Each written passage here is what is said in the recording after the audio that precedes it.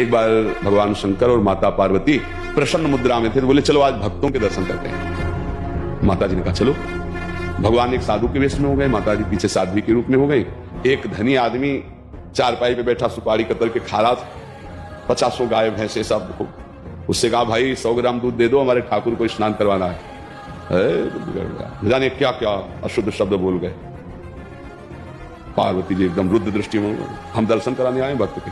पहले धूप का कष्ट सह ले तो छाया का सुख मिलता है, पहले आप भक्त के दर्शन करो तब तुम्हें भक्त के दर्शन कराएंगे।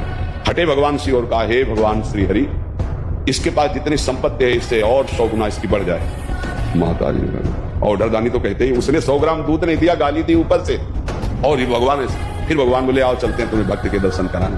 तो एक गांव में गए, वो फुसा की झोपड़ी थी, उसमें उसकी माँ रहती थी। एक गाय थी, जवान आदमी, गंगा जी पार्श्व में बहती थी। गंगा नहा के भजन करता, माता की सेवा के लिए मेहनत करता, और गाय जो थी 100-200 ग्राम दूध देती थी, उससे माता जी की सेवा। भगवान शिव गए, भैया ठाकुर जी की सेवा के लिए 100 ग्राम दूध, तो थोड़ा दूध देती थी, पूरा दूध रख दिया था वापस पाया। थोड़ी देर भगवत चर्चा की, चल दिए और कहा हे भगवान इसकी गैया और मैया दोनों ले लो। अंबा जी को अब नहीं रहा गया, बोले जो 100 ग्राम दूध ले दिया उसको 100 गुना संपत्ति दे दी। ये हिसाब भाई समझ में नहीं आया। और जिसने जितना था उतना दे दिया गरीब आदमी, तो उसके दूध की जो वृत्ति आती थी वो गैया, और बात करने के लिए थी मैया, दोनों आप ऐसा बोले। यही तो समझ ठीक नहीं, समझो अभी इसका कुछ समय गैया और मैया में जाता है, अब ये अखंड भजन करके परमात्मा प्राप्ति करेगा।